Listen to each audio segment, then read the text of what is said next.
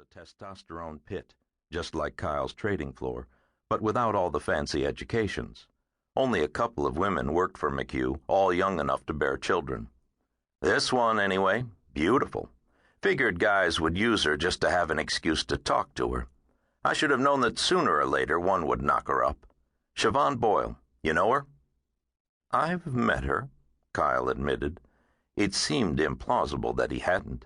In truth, everyone knew Siobhan, and so they kept their affair quiet. It was the Wall Street way. Then you know what I'm talking about, McHugh said. What did she have, a boy or a girl? A little Irish lad. Not that I know if the father is Irish, neither does anyone else. Siobhan's not saying. Embarrassed? I can only assume that she thinks so highly of the guy that she doesn't want him around.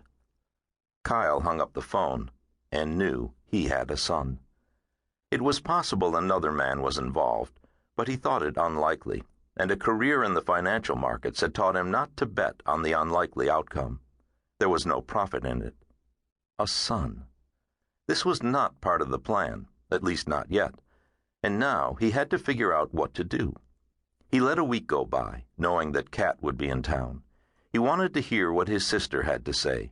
This was perhaps the one area where she could help. Otherwise, it was Kat who usually needed the helping. Last month, for the first time, Kat called and asked for money. Kyle wasn't surprised. No job or man had ever suited her especially well. Kat has sold houses, insurance, and lately, mortgages.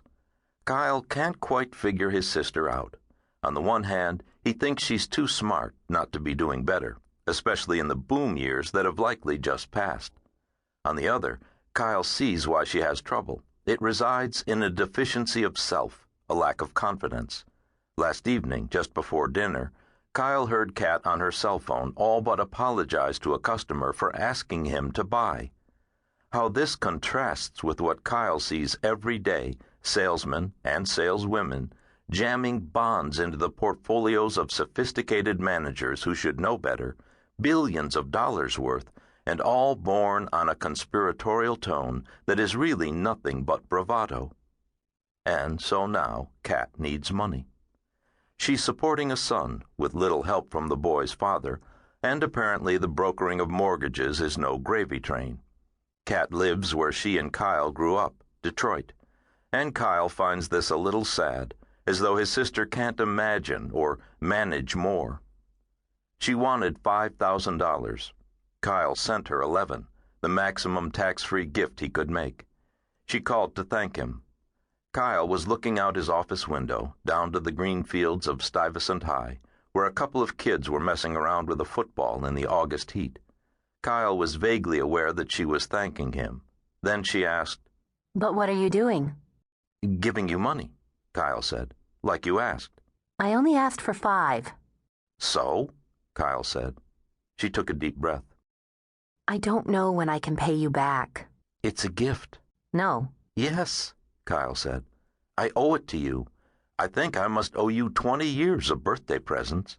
"You did kinda just leave," Kat said. "I grew up. It's what one does." "I didn't leave," she said.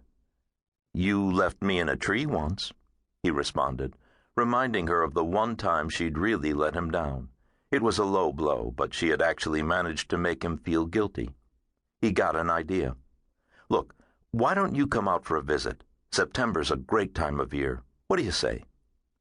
From the hesitation in Kat's voice, Kyle knew it was the money, and so Kyle paid for everything, which was a $500 plane ticket and a car out to LaGuardia and back.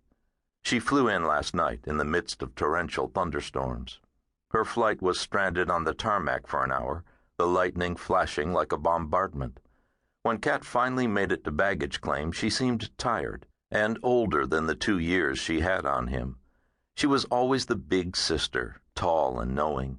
She had looked out for him, cooked for him after their mother died, taught him how to dress, and a thing or two about girls. Back then she'd had long dark hair, but she wore it shorter now. Waiting by the baggage carousel as she came down the steps, Kyle could see that something was missing, a loss of light in those dark eyes that had always made her seem